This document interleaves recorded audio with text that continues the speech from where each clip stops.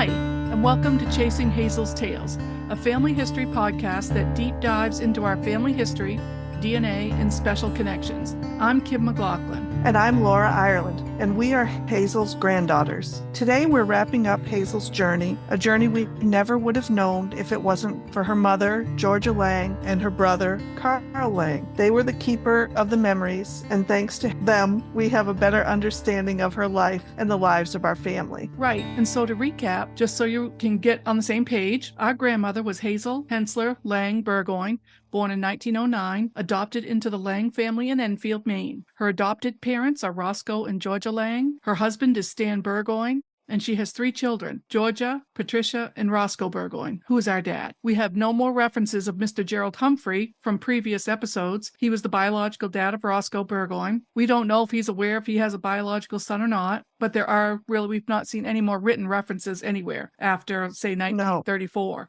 I don't recall seeing any. I didn't see any either in what I looked at. Right. So he's kind of out of the picture. And Hazel's brother, Carl Laing, is now married to Hattie Falloon, and they do not have any children. So we pick up in the 40s, where we find Hazel is married to Stan Burgoyne and raising 3 children. The 1940 census reports from April show that the Burgoyne family lived on the Lowell Road in a house that they owned. Stan Burgoyne was a salesperson in a hardware store. Roscoe and Georgia Laing lived next door, and they are listed, as we might expect, the grocery business, a farmer, and the postmistress. And I did come across a letter that I want to just backtrack for just a second. Mm-hmm. I found one from Carl to Hattie, which there weren't too many of those. This was from 1930, and I forget the exact date, but in it, he was telling Hattie about how he had seen Hazel and Stan fighting. And I guess it was kind of ugly because he mentioned that Hazel was swearing and all that. And he said that they fought prior to their marriage. And did they think anything was going to change once they were married? So I guess he was kind of surprised that, maybe it was never a great relationship. I don't know. Was she salty? Right. Was she a bad at? I don't know. Carl is saying, if they were like that before, what makes them think marriage would be any different? So it's my opinion that they were never meant to be together. Yeah, that's what it seems like. And who knows what they thought when they were getting married, Right. I don't know. I was wondering if that was just their baseline relationship. I mean, if it was like that beforehand and then they got married, had children, was it going to get any better? We all know, yeah. No. But chances are slim to none. Right. So that was their baseline. Life just gets more complicated and more difficult. So if you can't get along before, then yeah. Anyway, so that was a letter from Carl. And then we have a combination of diary entries and letters with a lot of information about what the details of their life were. So then we're going to skip back to now in April of 1941. It says that from the diary, it says we sold the mill. And Roscoe and Hazel went to Bangor, and we don't know which Roscoe, but I'm going to guess it might have been her dad. That's what I was thinking. Because her son was only 6. So, and then just a little bit later in August of 41, Stan and Hazel went to Deer Isle. So they went, presumably you'd think that they went to visit some of the members of her biological family. That's when I kind of decided that was probably the time frame of those pictures that we saw on the Deer Isle Bridge. I was figuring that must be 1941. Right, when they went with the friends, yeah. Right. And then there's that big historical date in December of 1941 when Pearl Harbor was bombed, and, a day that will live in infamy, and no journal entries mentioned there. So nothing. I don't see any mention of it whatsoever. But then Christmas, 1941, Stan and Hazel down to dinner, children out to Howland. Well, I'm not sure why would the children go out there? I don't know. Maybe lots of questions sometimes. Goes, what'd they do that for? Yeah. Who were they with? I don't know. But what were they doing out there? But so the kids are out to Howland. Yeah. And then we're going on to 1942. So you can see, like 1941, things are just kind of status quo. Hazel probably sick. And, doing some traveling, trying to figure out what to do. And then 1942, kind of the same, where Carl and Hattie, they just mentioned there's some diary entries of Carl and Hattie having dinner with Stan and Hazel, still status quo. So this is 1942. And then entries about Roscoe Laing. and his health. So basically, they go on and say, Roscoe was in the store today, but his foot was not very good. He went to see Dr. Adams. Then a few months later, it says in 1942, Roscoe's in bed with foot. That's all it said. And then I hope his foot's with him in bed. the foot came along. Yes. And then this says, so that was October. He's in bed with his foot. And then in November, Roscoe's dressed after 5 weeks in bed and chair with foot. So he must have been up and had his foot in the chair. Oh. He was in the store on 2 days, working 2 days. And he picked beans in the store for about 3 hours. So what I imagine, and I don't know, is that a diabetic foot, do you think? Maybe like an ulcer that never healed? It never says what's wrong with Roscoe, except, if he's in bed for a long time because of his foot, I'm thinking he had an ulcer or something that doesn't heal. Yep. Yeah. Yep. So most of anything that they have written in 1942 goes to Roscoe Laing and his illness and the things that he's having to worry about. And we mentioned before that one of the other things that they mentioned in 1942 was Hazel papering the front room, and then she received visitors, Francis and Vera from Sunshine, which is in Deer Isle. Those were her sisters-in-law. So that kind of runs. She must have been looking forward to, maybe she was trying to spruce up the place for and family. Happy to be with some friends. So that kind of rounds out 1942, which again was a lot of status quo, except to see Roscoe Laing not doing very well. Right. And then we pick up in 1943, and I don't know, maybe we should label 1943 the year of sickness. Yeah, there's a lot going on. Yeah. And well, a lot of the details are about people being ill. So, and I guess they're mentioned the out of the ordinary, not the normal. So, right. So what I thought was, you never see Georgia Laing once being sick. She's writing this diary, and she never once mentions her own trouble. Yeah, she doesn't mention anything about herself. No, that's right. So you don't. No. I don't. Anyway, that's just an observation. And so February of 43, Carl was home with the mumps, and a few days later, Georgia May home with the mumps, and then then April of 1943, early in the morning, it says Roscoe left us. So, and Flora stayed with us 8 days. 6 weeks, everything unsettled. So that must be very hard to write, her husband passing. She was what, 73 years old here. So I'm sure that was a rough time. Mm-hmm. And then July later of that year, Georgia May operated on for appendicitis. And August, just a kind of a generic entry.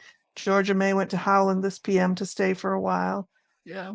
And then August of 43, Roscoe B. in the house with an earache. Trouble with mastoid gland, got dressed on the 30th. So it's like they get sick and they keep them in bed. Yeah. How they did things for days. I do remember Dad talking about having earaches when he was a kid. And then Christmas Eve of 43, Georgia May brought home from Howland with scarlet fever. Had sore throat since Saturday and under quarantine until January 22nd of 44. That must have been pretty scary to have all those diseases running around. Yeah, they're also infectious too, and there really wasn't much treatment, I don't think. There wasn't. You just prayed that you didn't get horribly sick. But so then we go on to 1944. And things get a little bit more interesting. Of course, we've already entered the war. And so in March of 1944, Stan, Hazel, they had a party at the lake, and they spent time with Carl and Hattie. So that was in the early 1944. Right, just before he enlisted. Right. Yeah. So, and also it does show that Carl enlists in the Army in May of 1944. And so I want to know your opinion, but this is one thing I thought about when I was thinking about this today. Why would you enlist in World War II with your sister horribly ill, your father just passed away, and your mother, Georgia Laing, left to run everything to keep the family together? I can't come up with a good reason. Why would you enlist? I just don't get it. So just chew on that for a minute. He also did re-enlist in 1950 and 51. Like, why would he enlist? Right. Unless Hattie wanted him to. I Well, mean, that's a bad joke. no, it's not a bad joke, because that's what I thought was probably Hattie said, that would be one reason for him to go, was if Hattie thought it was the right thing to do. If she thought it was, then he would do it, but he Right. wouldn't do it if she didn't approve, for sure, because I'm That's pretty what it sure. looks like. Yeah. Right. So she must have thought that was okay. I don't know. But anyway, that's another story, Hattie. So then in June, they mentioned again that Hazel went to Bangor again. And every time she goes to Bangor, I doubt at this point it's for anything good, because there's nothing fun really going on. Right. Some sort of doctor appointment or treatment or something. That's what I would say. Yep. And then in September, they show of that year, Carl came home on furlough. He stopped in for a cup of coffee, and then then she went ... for 2 hours. So I don't know if that's a great thing, like she's so happy, or if she's really miffed that he only stopped for 2 hours. I'm not sure. Right. I'm just trying to, like, sometimes the way she writes things, it's like, I'm trying to read what she's trying to say. You don't know if there's sarcasm there or. That's right. Yeah. So anyway, in September, Carl came home on furlough, stopped in for a cup of coffee for 2 hours. So she got to see him. And then also in September, so they all got together, Hazel, Carl, and Hattie out to supper. And then in October, Carl returned to Camp Meade. Hazel went to Bangor for treatments on the 11th and 13th. And get this. So Hazel, sick as a dog. I'm assuming she's and all 4'11" of her. She's 4'11", 100 pounds. And she's just been to treatments in October. And then on November 17th, it says 10:10 p.m. The window's broken from, and I couldn't read those words, but I think their writing can be hard to. It's hard to read, but the windows were broken from, I think, the outside. And then it says, frightened away by Hazel before entrance could be made. 4'11" Hazel chased off. I'm going to go back to our first comments. Maybe she was the badass. I don't know. Let's just go with that. I think that she had to have some sort of badass in her and a little bit of grit. Let's just call it that. Yeah. So that is exactly what the entry said. 10:10 p.m. Windows broken from some unreadable word. And then it says frightened away by Hazel before entrance could be made. And then ... it said Stan reglazed the glass today. 2 days later, it was 11:19. So that was kind of, like, well, there you go. 4'11". Yep. And then in this Thanksgiving, she mentions there's no dinner at home for the first time in many years. So she had hers with Stan and Hazel and the children. Everything is different. So many changes come. One cannot adapt themselves to them. Meaning, Roscoe's gone. Carl is in World War II, serving probably, I think by this time, overseas. Hazel's sick. Hazel's sick. Everything is different. So many changes come. One cannot adapt themselves to them. So that was November 23rd. November 24th, Hazel was in the hospital for an operation on face caused by ulcerated teeth. She had an infection. So she ended up losing her teeth, I think, at that point. Probably with all the cancer that she had problems. Yeah. Yeah. All right. And then at the end of that month, there was a letter, and I just made note of this because we explored this area a lot when we were kids. Right. But November 29th of 44, Georgia wrote to Carl to tell him the state was building a fish hatchery in Enfield. Well, a fish hatchery and feeding station in Enfield. And I can remember spending hours walking up and down that fish hatchery in Enfield, and it's still there. And then bringing it raises a lot of fish. Yeah, bring a quarter to feed the fish. You put your money in the little thing, and you get some fish food, and you throw it out to all the fish, and it was a pretty cool place to hang out. Yep. All right, and then January of 1945, I came across a letter to Carl from Hazel, and it was signed from Stan, Hazel, and the kids. And, nothing really unusual in the letter. From time to time, I did see she mentions her mother. I guess when they talk about people feeling sick or bad, they talk about them, she's awfully mean. And they say it in a way that she was sick, but that really was about all that was there. And then March of 45, Stan writes to Carl. I only found a couple of letters from Stan. Writes that he pities Hazel for her sickness, and he's not going to deny her anything. Said they've had their differences, but he's devoted to her. Yeah. And so we have that. And then the same month, Hazel has written to Carl from the hospital. And she says to him, and this was really sad, I hope I can keep going until you get home to take care of Mama. I know. And she signs these letters. She's sick. She's in the hospital. She's so ill. And Right. she's telling him at the end, well, Carl, keep up your courage, dear, and this will soon be over. And I just thought, wow, that's still trying to encourage him. And, she was feeling so awful herself. Right. So, She didn't want to. but There he was serving in World War II, and she's really very sick. ill.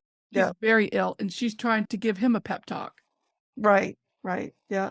And then about a month later, she's home. And this letter, I think, was from Georgia, the mother, to Carl, saying that Patricia had a bad cough all winter. So again, illness, testing for TB, and talk of people with scarlet fever, and was scared. And she also writes about not being able to start the cooler for ice cream in the store. There's a lot of notes of things that can't be done. Struggles for her. Struggles for her, can't get things to sell in the store, can't get work done, all sorts of stuff like that. Right. So a couple weeks, there was a big event in our country where Roosevelt, the president, died. And Georgia wrote to him about his death and said, she hopes his replacement, Truman, would do a good job. And one line that stood out for me in that letter in particular, she writes, it sometimes seemed that relief from this terrible situation will never come. And I wasn't quite sure. I think she was talking about politics in the war, but it also seemed to ring true for the home front as well, for her and the situation she was in. It could have been either. Right. And Hazel was in Lewiston for the week. I don't know if she was visiting family or what, and she also mentioned that Dad was trying to catch a trout in the stream, but no luck yet. So I think he was a pretty avid fisherman. Oh, yeah. I think that if he had a minute, that's all he was doing was fishing.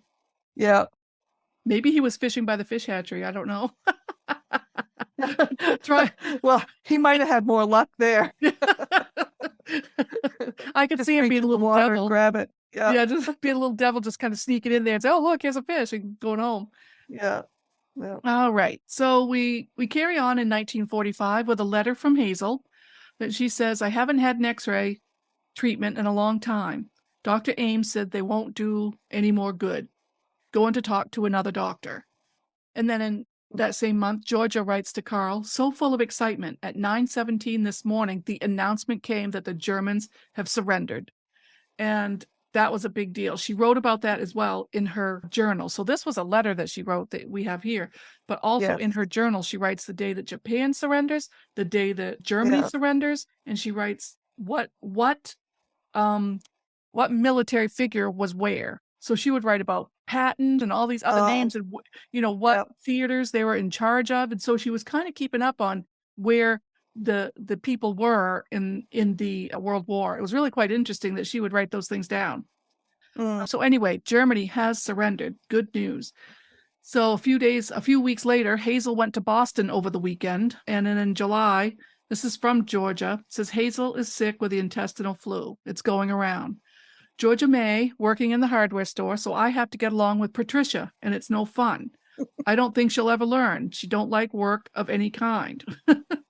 And she was her own cat, man. She just likes to do her own thing. No one was the boss of her. No one was. She was her own cat. So the store sales are around 1/3 of normal. Lots of people around, but nothing to buy. Perhaps it's for the best, as I have no one to depend on and can't do anything for myself but look on. And then it goes on in September. So that was over the summer that Georgia had been writing. And then here is September. And she writes, and it's kind of sad. Stan is making it very hard for us. Hattie no doubt wrote you about him striking Hazel when they tried to correct Patricia, but she had no idea of getting a bill, but he forced her to have papers served on him. And now he's had the same served on her. She cries all the time. She don't eat or sleep. You can imagine what it does to me. I can't do anything in the store. I'm only an information bureau, but have to be here. She can't do much of anything. I think Hattie has always had the right idea of him. He has surely used me dirty. I think when he struck Hazel in the front yard, Roland was on the platform and saw him. He rushed up to him to cut out this foolishness. You would think Roland had committed a crime in telling a superior what to do. I only hope he may suffer as much as he has caused us to. He should have stayed in Howland if he wanted to and at least waited until you got home before starting his dirty work. That's really just sounds to me like a heartbroken mother, That is a mother who knows what her daughter's going through. Yeah. And she's hurt. She's very hurt, and her daughter's in a bad way. Mm. And divorce is a weird thing. I mean, back then people didn't divorce. Back then it just didn't happen. And the divorce may have been coming for years, but Right. all of a sudden, there's just so much going on. Carl's away. There's World War II. There's, people aren't buying anything. Business is horrible, and Hazel's suffering. Mm. So Mama's suffering too. Right. So in September, Georgia writes, Hazel went to Lewiston, has hardly stopped since the divorce papers served. She is no help anywhere. Pities her. She cries most of the time, looks bad, and is very thin. Not much to sell in the store except cigarettes. No meat. But let's just put this in. In October of 1945, there's a jeweler's letter. A jeweler, someone, in Bangor, yeah. Someone in Bangor that, made no difference to anybody, but they sent a letter to Hattie saying that the waiting list for a nice woman's watch, none were being made, production resuming soon. But she was going to be able to buy one as soon as it came in. Right. Yep. So Hazel needed to get a watch. I mean, I'm sorry, that was Hattie. Hattie needed to get a watch. Yeah. Yes. So that's what was on Hattie's mind. Right. Well, everybody else is trying to survive. So people are trying to survive. The kid. So her life wasn't so bad. Her life wasn't so bad. And that just carried on throughout her life. But that's all right. So the divorce papers were filed, and I guess the reason for the divorce was listed as cruel and abusive treatment. And I don't have much knowledge. We don't really know much about divorce in the 40s, and I don't know what is required. So I just have no really comment on that except to say that it was filed. And right. And so then in November of the same year, Georgia writes to Carl, what a dark and dreary day. And she does talk to him a lot about how her eyes are getting bad. I bet she had some wicked cataracts in those eyes. Yeah. That's all I could think of. Yeah. But she does mention in all the letters that it's so hard. Her eyes are bad. And, she wishes he was going to be home for Thanksgiving. She didn't think they could keep up the custom this year, although we have a lot to be thankful for. So, I mean, she's trying to put a positive spin on it. But she said Hazel is feeling very mean, which again, I kind of interpreted as sick, and looks terrible. Has tried to work in a restaurant in Lincoln, but has had to give it up. Got her divorce the 8th. And I never saw anyone so upset. Cries most of the time. I think Stan was very unhuman to bring it up on her at this time. I'm afraid she can't pick up from it. His family don't approve. Walter told him plenty last week. They think it's all on account of that Susie girl that worked in the hardware store. Everyone is talking about it, and I never heard as many stories about anyone. I'm beginning to think there may be something in it. And in the same letter, she goes on to say, we got the sad news last week of Dr. Ledbetter's death. It was such a shame to lose such a man from our community and only 51. And we haven't heard any particulars on it, only that he had a bad heart attack. And John Scanlon is in a very bad condition from cancer. So, and her next line was, trouble comes to everyone. And that surely seems to have been true for this period of time when everybody was sacrificing and there was just so much and trying to get by with whatever troubles they had. They had little resources. Yep. All right, so we carry on. So that was in I don't know, September. So here we are. November. Yep. Okay, so here we are. I think just a few days later. Okay, so 11/22. It's Thanksgiving. A lonesome rainy day. No dinner home. Roasted turkey for Hazel. Mona got dinner for the children at the house. Hazel's sick in bed. Mona, Guy, and Roy had dinner with her. I was not able to go up to the house. They sent me dinner down. Changes sure come hard. So on November 23rd, divorce was granted between Hazel and Stan Burgoyne. 11/23, that very same day, Hazel went to the hospital. Ward K, room 26. She made a a mention of that. And then in December 10th, 1945, Hazel comes home, 17 days in the hospital, had many transfusion. Her weight is 95 pounds. Georgia writes that she doesn't know whether Stan will pay her bills. All we can do is try and stay warm. Only enough wood for a small fire at night. Stan did a great job last year, but has no interest now. You'd think he would consider the welfare of the children. And we just thinking, we had seen a letter before where Stan had committed himself, that he cherished his 3 children and how much they meant to him. And now we get, this Georgia's side of it saying it's not really all that great. So Right. Yeah. And so then Georgia asked Carl if she should contact the Red Cross to see if he could be allowed to come home on hardship. But that didn't happen because he didn't come home until March of 1946, or he wasn't discharged until then. Yeah. And that was the Thanksgiving season. And then December 25th, so Christmas, Georgia writes, she had dinner with Hazel and the children. Ida cooked the chicken and Eleanor sent in a pie. We cooked the fixings. That's all she mentions. Yeah. And then after Christmas in January, so January 8th of 46, from the mother, Georgia Laing, to Carl, telling him that George and May isn't doing very well, that the family troubles haven't been easy on her. And she always tells them a lot about the business. There's still nothing for the store to sell, no margarine.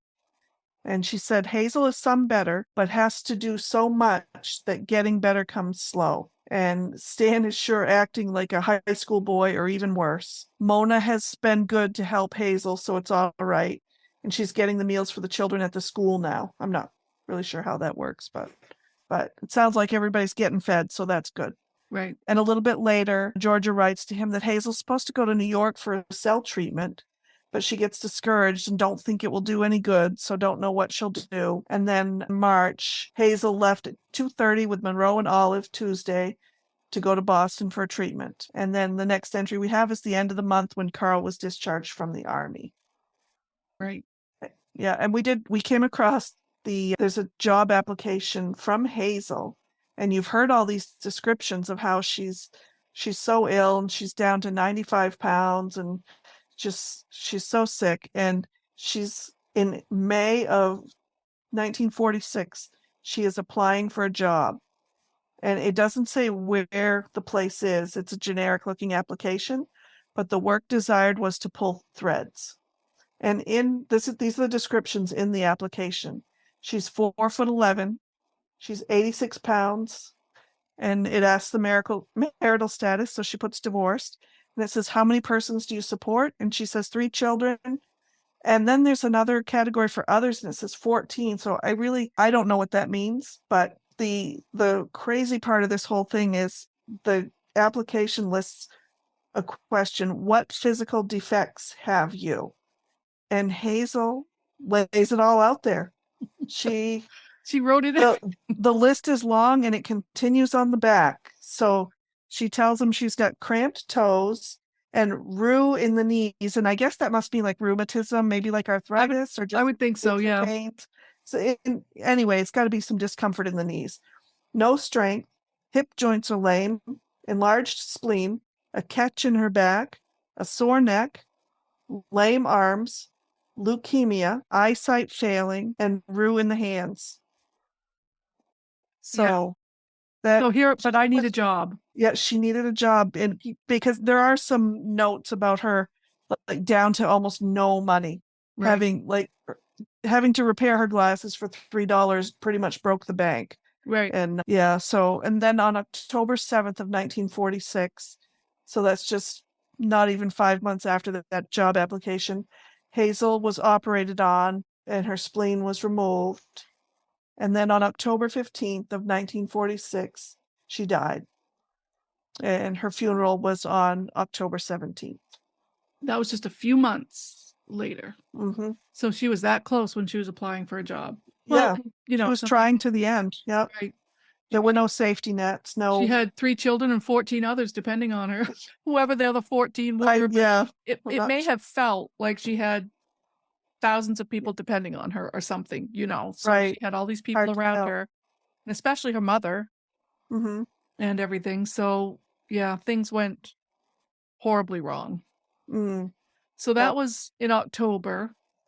So after that, we'll call this post Hazel. There was Thanksgiving Day, and that was at home. And this is what Georgia has written. And this one gets me. Yeah, so she goes, at home, another vacant chair at the table, another change, our hearts are heavy. At dinner were Georgia, Patricia, Roscoe, meaning Roscoe Burgoyne, Hattie and Carl, Dr. and Mrs. Weiss, Dot and Andy Lee, and Faye Falloon.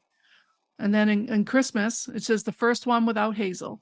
Carl and Hattie, Georgia, May, Patricia, and Roscoe had dinner and most of the day together. I cooked the chickens and fixins. Eleanor sent in a pie, Hattie the salad. Roy came as dinner and giving each a gift. He is lonely without Hazel and the children. And I believe he was like 84 years old. I'm not sure who he was. Okay. Some family friend or something. Yep. Some of the letters say that, he's 84. So he may have depended on Hazel too. Right. For some things. She also writes, this is Carl's first Christmas home for 2 years. In 1944, he was in Germany. In 45, he was in Switzerland. And then she goes on to mark other firsts, like Hazel's 38th birthday is a very hard day, the first. And then in April of 47, in loving memory of Roscoe, meaning Roscoe Laing, who left us 4 years ago today. And then just a few weeks later, Louis Burgoyne dies, who is Stan's father.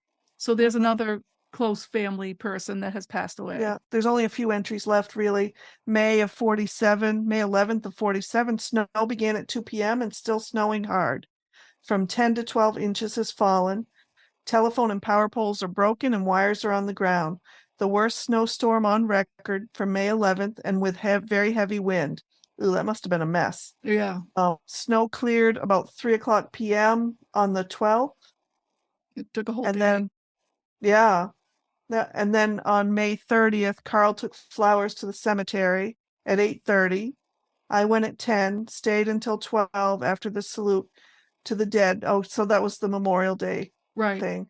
Right. After the salute to the dead by firing squad and taps by the bugler. Memorials are all very sad. This one especially so, being our first one without Hazel. Still living, still loving, still with us. Just a few weeks after that, Georgia May home for summer vacation after a trip to the White Mountains with Stanley and wife. Oh. Okay. So Georgia was going on vacations. With Stan and his new wife. Right. Okay. All right. And then September 47 is the entry where she writes that Dot, who was his sister, packed away Hazel's dishes. So many hard things to be done. So we started with sad facts, and I guess we've ended with the same. It, just kind of seems that Hazel didn't get many breaks. Her life was never going to be easy, and she faced challenges at every age. So we just want to acknowledge all that we've learned from the writings of the Laing family, meaning Georgia, Hazel, and Carl mainly. They're the ones who did most of the writing in the journal and in letters back and forth between each other. Oh, and don't forget Hattie. And Hattie. She did contribute. She did, unwittingly, I think. Probably more. Did you say more than anybody? Yeah, pretty much. And, and I just want to say, kind of as we're wrapping up here, that as we got deeper and deeper into this project and reading the letters and the journal, I realized that I was learning so much more than just Hazel's story. This was a look inside a family. We learned all about the different generations and the relationships and so much more. But at some point, I really kind of zeroed in on Georgia, the mother. I can't believe her ability to go on in the face of so much tragedy. She lost her husband. She was trying to keep businesses running. All this, was happening. She was in her 70s at this point, and her daughter gets a terminal diagnosis, goes through a painful divorce, and then dies. Her son's been fighting in World War II. And I mean, maybe she didn't hold it together that well, but it seems like she did in the writings and all that. She still talks about, she has a lot of care about the people of her town. Right. There's so much more in the writings in the journal than we ever could possibly put into this podcast. And she mentions everybody in town. Right. And just little who's tidbits. Home from the war, who's sick, who got married, who had babies. all of it. They kept Carl in the know Yeah, all the time while he was overseas. It right, was pretty impressive. right. So she was really connected to the village. For sure. And so one thing I wanted to make a note of was that this episode was easier to type than it was to speak. And so as we were recounting the last months of Hazel's life, it was truly heartbreaking. And so sometimes I thought, am I being kind of monotone or stiff, or I don't know how I'm speaking. But for me, if I came off that way, it was just because the words hit really, really hard. So basically very much easier to type than it is to speak it, because your heart is just breaking.